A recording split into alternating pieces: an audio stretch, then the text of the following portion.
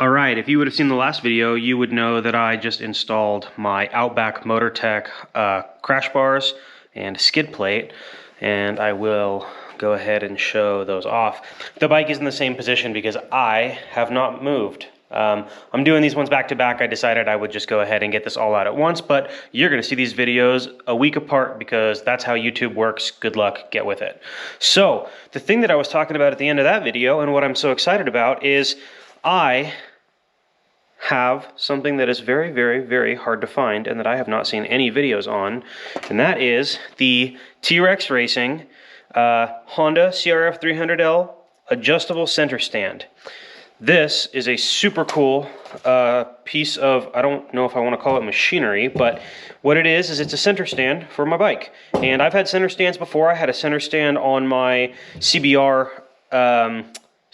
my CB750C Cafe Racer, and I became accustomed to leaving it standing upright when I was in the garage, and it makes changing oil so much easier, and etc, etc, etc. I like having it, and I'm not worried about weight on this bike. If you are, that's not my problem. So here's how it works. It comes with some instructions, and the model number, for anybody wondering, is N108-20CS, and I'm going to follow these instructions and get this thing mounted.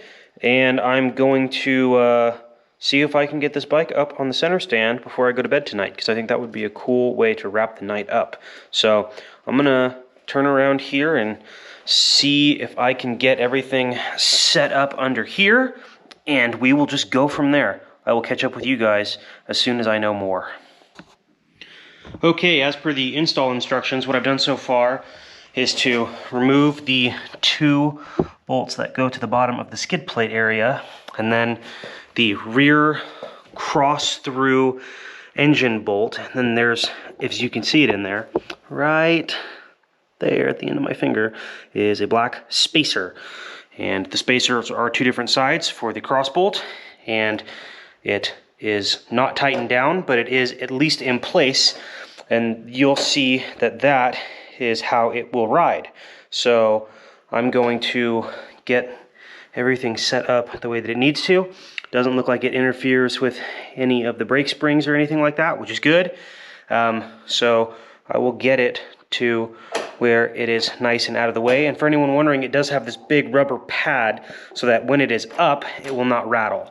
And all of this will be tight under spring tension, so it will not rattle as well. So that'll be up there and out of the way, and it will just go in front of the rear trailing arm. So I'm going to tighten this down, start to tighten this other stuff down, and get the spring where it needs to be. So I'll catch up with y'all in a sec. Okay, everything that can be cinched is cinched, and you can see that, well, if I hold this so it doesn't rattle, no real, I'm moving the bike now because I'm pulling on it, but no rattling, and it pivots nice and smooth. If I let it go, it's just being held up by the ground right now. So it came with a couple of different springs. I'm gonna go with the heavier one to start, and if I hate it, I'll go with the lighter one. It's probably gonna be a pain for me to get it on there, so I'm gonna say things that are not YouTube appropriate, so I'm not gonna record that, but I will show you what it looks like when it's done.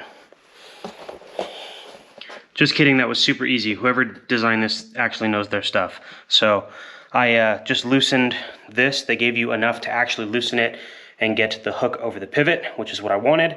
So it's on there, and all I'm going to do now is tighten it up, and it will snug up, and then I will have good tension, and then I can flick it down and we can see how the bike sits up on the center stand. So that's the goal. I will be back in just a sec after I tighten it up. So in case I didn't say that before, you adjust it with a 12, and obviously you can see now that I have it snugged up because it is sitting on that rubber stopper. And the way that I have it set right now is I wanted it so where if I come down hard on something and it comes down, that it will return with quite a bit of force, so there's not a chance of it accidentally staying down. So I like the condition that it's in right now. If anything changes, obviously I'll update you guys later, but I'm gonna position the camera right now so that we can see how much lean I can take out of the bike by putting it on the center stand. So It does have on the, let's call it the driver's side, this foot peg for you to depress and rock the bike up onto the center stand. And I will show you how to do that from the side, and I will show you how to do that from the back. And you can see that there's good clearance with the OG kickstand. So I will show you what that looks like. Okay, forgive me if I or my clothes look dirty. I've been on the ground for like 4.5 hours. But yeah, you can see the bike is up on the center stand right now. I'll show you how easy it is to get it up on the center stand in slippers. I'm on a carpeted surface right now, so hopefully it won't slip. But just so you can see, bike's in neutral, the rear tire is completely off the ground.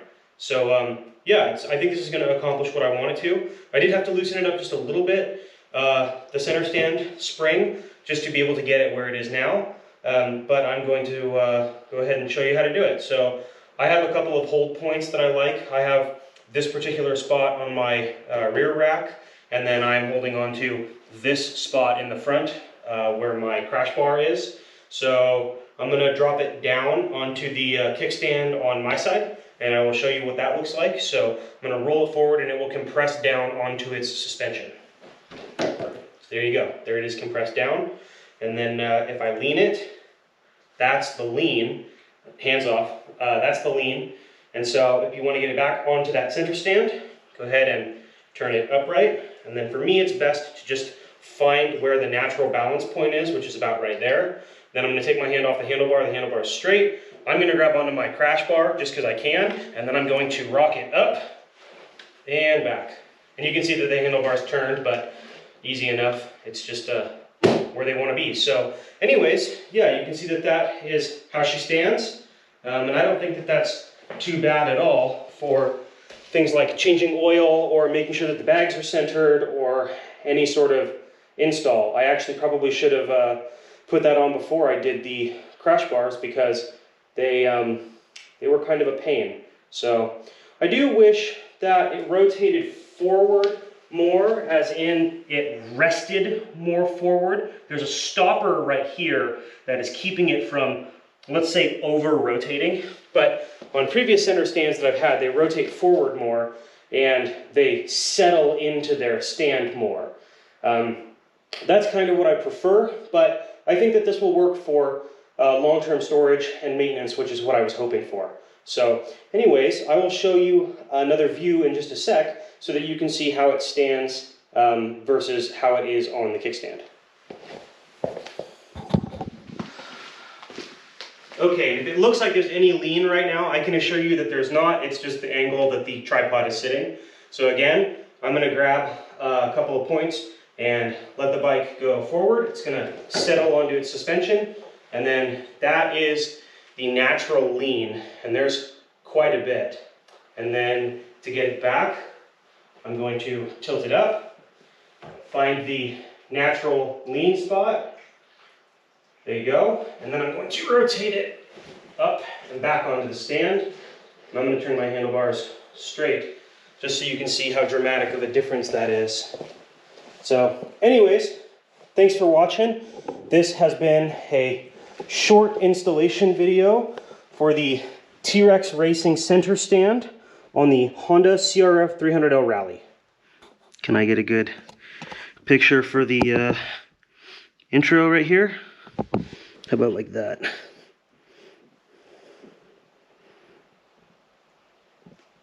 Yeah, that's good. What about over here?